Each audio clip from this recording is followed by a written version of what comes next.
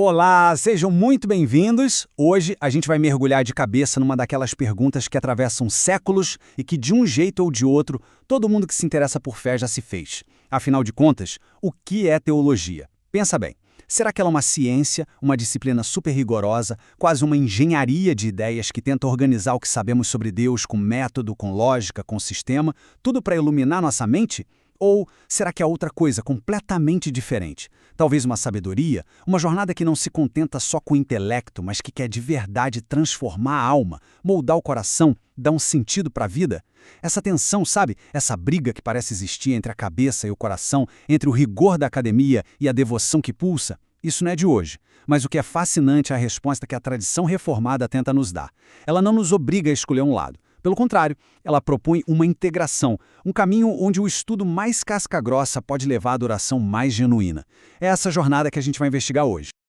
E para nossa exploração ser bem clara e organizada, a gente vai seguir este roteiro aqui. Primeiro vamos começar com a tese, olhando para a teologia como ciência. Depois a gente vai para o outro lado do ringue, a antítese, onde a teologia é vista como piedade, como devoção. O ponto alto da nossa conversa vai ser a síntese, que é essa proposta que junta tudo. Na sequência, vamos descobrir o que sustenta essa união, a centralidade da Escritura. E para fechar, vamos ver como isso tudo funciona na prática, na vida real de quem estuda e vive a fé. Muito bem, vamos lá para o nosso primeiro capítulo, a tese da teologia como ciência. De cara, essa ideia pode soar meio esquisita, né? Afinal, como é que a gente coloca o estudo de Deus, algo tão transcendente, na mesma prateleira de outras ciências? O segredo é entender que a gente não está falando de laboratório e microscópio, mas da busca por um conhecimento que seja organizado, que seja sistemático e que faça sentido lógico. Para a gente entender de onde veio essa ideia, precisamos fazer uma viagem no tempo, lá para o século XIII, e encontrar um dos gigantes do pensamento, Tomás de Aquino. Ele chamava a teologia de Sacra Doctrina, a doutrina sagrada, e não tinha medo nenhum de dizer que ela era a rainha de todas as ciências. Ué, mas por que uma afirmação tão forte? Para Aquino, a lógica era simples. Pensa assim. As ciências humanas, tipo a matemática ou a física, partem de princípios que a nossa razão descobre sozinha. Já a teologia, ela parte de princípios muito mais altos, as verdades que o próprio Deus revelou. Esses são os pontos de partida, os dados brutos da teologia. A partir daí, a razão humana entra em campo, mas não para criar a verdade, e sim para organizar, para deduzir as consequências e para construir um sistema de conhecimento gigantesco e coerente. E para essa tarefa monumental, Aquino achou que a filosofia de Aristóteles era a caixa de ferramentas perfeita, usando a lógica aristotélica para dar estrutura e clareza para as verdades da fé. Agora, vamos dar um pulo de alguns séculos direto para o período depois da Reforma Protestante. Lá, a gente encontra um teólogo suíço chamado François Turretini. Ele é uma figura-chave no que os historiadores chamam de escolasticismo reformado. E o que isso quer dizer? Basicamente, foi um movimento que, mesmo sendo protestante super baseado na Reforma, viu que aqueles métodos lógicos e rigorosos da Idade Média eram muito úteis para organizar e defender as doutrinas protestantes. Turretini, assim como Aquino, defendia com unhas e dentes que a fé não era inimiga da razão nem da ordem. Pelo contrário, para ele, as verdades da Bíblia não deviam ficar jogadas de qualquer jeito. Elas podiam e deveriam ser organizadas num sistema forte, defendidas com argumentos lógicos e ensinadas com a maior clareza do mundo. Teologia, para ele, era tipo construir um prédio, sólido, bem planejado e imponente. Então, na prática, qual é a cara dessa teologia científica? A gente pode destacar 5 traços principais. O primeiro é a sistematicidade. É a vontade de criar um mapa completo, de ligar os pontos, mostrando como a doutrina de Deus se conecta com a da salvação, que se conecta com a da igreja, formando um corpo só, coerente. Nada fica solto. O segundo traço é partir de princípios fundamentais, que são as verdades reveladas na Escritura, os dados primários da investigação. Terceiro, o rigor lógico. A razão aqui não inventa a verdade, mas ela é a ferramenta que a gente usa para tirar conclusões, para harmonizar passagens que parecem contraditórias e para construir argumentos que ficam de pé. Quarto, a clareza conceitual. Isso aqui é uma obsessão. O que quer dizer exatamente justificação e graça e trindade? A busca por definições precisas, quase cirúrgicas, para não ter confusão. E por fim, tudo isso leva à apologética, que é a capacidade de oferecer uma defesa racional e bem articulada da fé diante das críticas do mundo. Bom, para fechar este primeiro capítulo, a grande ideia é essa. Existe uma tradição muito forte que não aceita tratar a fé como um mero sentimento ou um monte de crenças vagas. Pelo contrário, ela vê a teologia como uma disciplina intelectualmente séria, como uma arquitetura grandiosa. A defesa de teólogos como Turretini é que dar clareza, ordem e lógica à teologia não a deixa fria. Na verdade, a deixa forte, compreensível e defensável. Essa é a nossa tese. A teologia como a arquitetura da mente na busca por entender Deus. Mas como em todo bom debate, para cada tese surge uma antítese, e é para lá que a gente vai agora. Se a primeira visão foca na mente, esta segunda mergulha de cabeça na alma. A pergunta principal muda completamente. Não é mais como a gente organiza o conhecimento sobre Deus, mas sim como o conhecimento de Deus me transforma. A teologia aqui deixa de ser um exercício acadêmico para se tornar uma jornada de vida. E o grande arquiteto dessa perspectiva é, sem dúvida nenhuma, João Calvino. A frase de abertura da sua obra gigantesca As Institutas é a chave para entender tudo o que ele pensa. Repara bem onde ele começa. Ele não parte de uma definição filosófica de Deus. Ele começa nesse encontro dramático, nessa conexão que não dá para separar entre conhecer a Deus e conhecer a nós mesmos. Para Calvino, é uma via de mão dupla. Ninguém consegue se olhar de verdade no espelho e entender a própria condição sem antes levantar os olhos para a majestade de Deus. E do mesmo jeito, ninguém consegue conhecer Deus de verdade sem um olhar profundo e às vezes doloroso para dentro de si. Esse não é um conhecimento teórico para ficar na estante, é um conhecimento vivo que mexe com a gente, que transforma. A partir desse ponto, Calvino descreve um processo dinâmico que a gente pode chamar de círculo virtuoso. Imagina só como funciona. Tudo começa quando a gente para contemplar a Deus, a glória, a santidade, a bondade dele. Esse vislumbre da grandeza divina, inevitavelmente, nos joga para o segundo passo, conhecer a nós mesmos. Diante da luz infinita, a gente enxerga as nossas sombras, a nossa finitude, a nossa dependência. É um choque de realidade. E é desse conhecimento duplo, da majestade dele e da nossa pequenez, que nasce o terceiro passo, a piedade. E essa piedade, essa atitude de reverência e gratidão, longe de ser um ponto final, vira o combustível para o quarto passo. Ela nos empurra a buscar a Deus de novo, com mais fome, com mais desejo de conhecer aquele que é tão glorioso e, ao mesmo tempo, tão misericordioso. E aí, o ciclo recomeça, cada vez mais profundo. Mas a gente precisa ter muito cuidado com essa palavra, piedade. No nosso dia a dia, ela muitas vezes soa como algo sentimental, talvez até meio fraco. Para Calvino, o termo em latim pietas era o oposto. Era uma virtude forte, robusta. Pietas era a resposta correta e completa do ser humano diante do seu Criador e Redentor. É uma mistura complexa de reverência e temor diante da santidade de Deus, com um amor e uma gratidão profundos pela misericórdia dele. É a postura de humildade que reconhece a total dependência, mas que também explode de alegria na adoração. Portanto, no sistema de Calvino, uma teologia que não resulta em pietas, que não dobra os joelhos em adoração e não muda o nosso caráter, é uma teologia vazia. Na melhor das hipóteses, é um passatempo inútil. Na pior, é um conhecimento perigoso que só serve para inflar o ego. E assim, chegamos no outro lado do nosso debate. A gente viu o argumento de que a teologia é sabedoria prática, transformadora. Com Calvino, a gente percebeu que o alvo final não é saber por saber, mas é adoração. O conhecimento de Deus é casado com o conhecimento de si, e o fruto dessa união tem que ser uma vida de piedade. Agora o cenário está completo. De um lado, a teologia como um sistema lógico. Do outro, a teologia como uma paixão que transforma o coração. A grande pergunta é, será que a gente precisa escolher um lado ou existe um terceiro caminho? E é aqui que a nossa jornada chega no seu ponto mais crucial, a busca pela síntese. Depois de explorar a tese da teologia como ciência e a antítese dela como piedade, a gente descobre que a tradição reformada se recusou a ver esses dois polos como inimigos. A grande pergunta virou: como a gente pode ter o cérebro afiado de um Turretini e, ao mesmo tempo, o coração em chamas de um Calvino? A resposta está numa visão que integra tudo, que enxerga a teologia como um organismo vivo. Um dos teólogos que desenhou essa solução da melhor forma foi o holandês Herman Bavinck, lá no final do século XIX. Ele propôs que a teologia de verdade não tem uma, mas 3 dimensões, e elas não se separam. Primeiro, ela é ciência.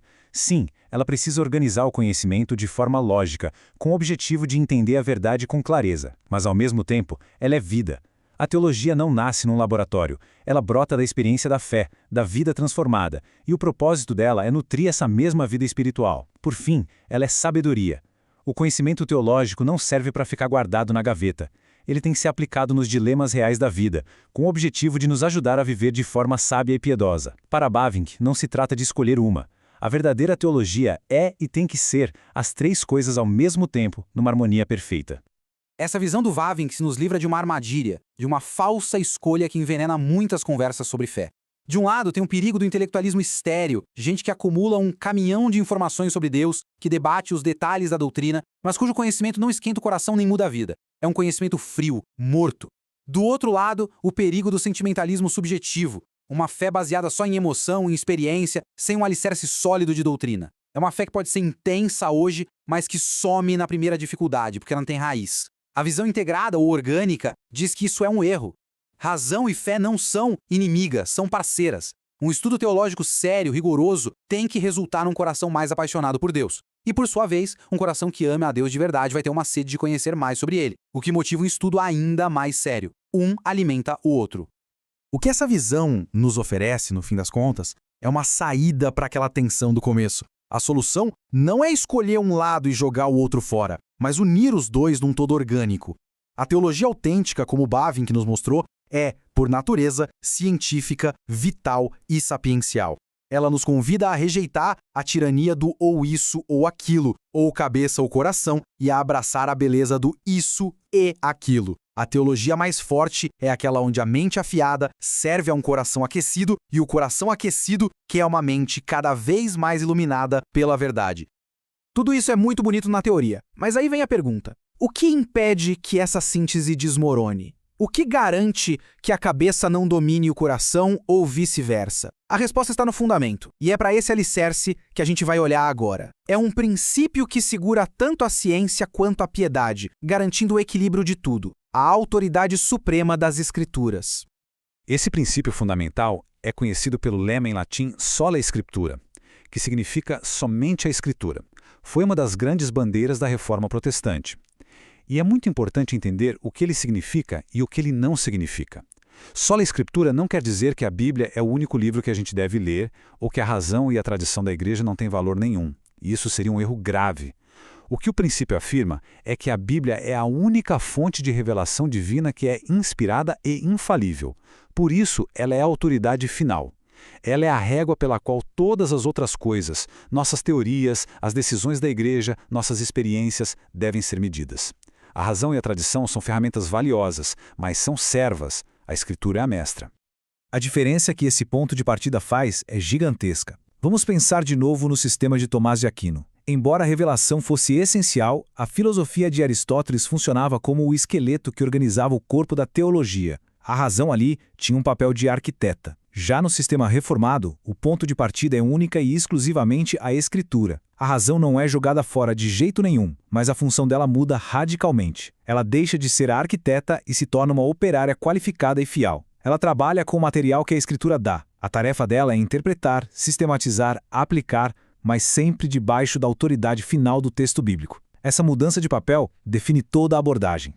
É por isso que o sola scriptura é tão crucial para a síntese reformada. Ele funciona como uma âncora de duas pontas. Por um lado, ao manter a razão submissa à Escritura, ele impede que a teologia vire só filosofia ou especulação humana, o que levaria àquele intelectualismo estéril que a gente já criticou. Por outro lado, ao basear a devoção na verdade objetiva da palavra, ele impede que a piedade vire um subjetivismo sem forma, guiado só por sentimentos. A Escritura é o chão firme onde tanto a ciência rigorosa quanto a sabedoria piedosa podem crescer juntas, de forma saudável.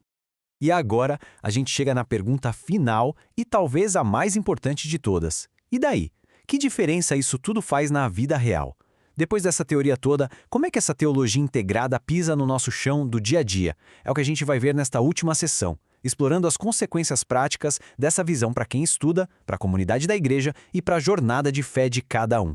Pensem como essa abordagem muda a vida de quem estuda a teologia. O objetivo não é mais só acumular informações sobre Deus como se fossem figurinhas raias. O alvo é assimilar a verdade, deixar que ela entre e transforme quem a gente é.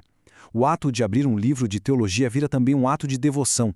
O estudo é feito em oração, pedindo que o Espírito Santo ilumine a mente para entender e transforme o coração. A vida acadêmica e a vida da igreja deixam de ser mundos separados. A biblioteca e a igreja se tornam parceiras.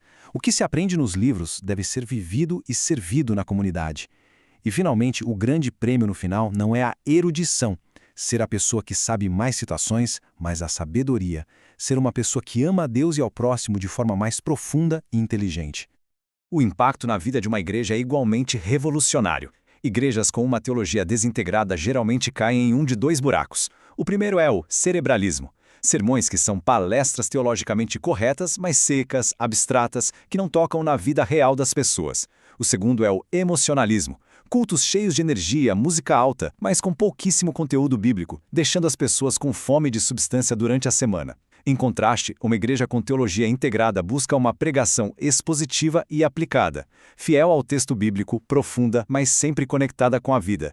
E a sua adoração é informada e fervorosa. O conteúdo teológico rico das músicas e orações não apaga a paixão. Pelo contrário, ele é o combustível que alimenta um fervor genuíno e uma reverência profunda.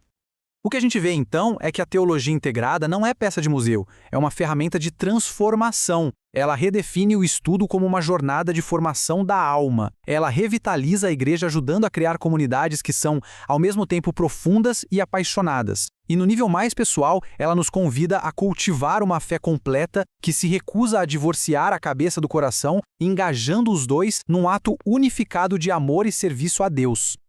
Olhando para trás, o caminho que a gente percorreu junto fica bem claro. Começamos com aquela tensão inicial, a falsa escolha entre razão e fé.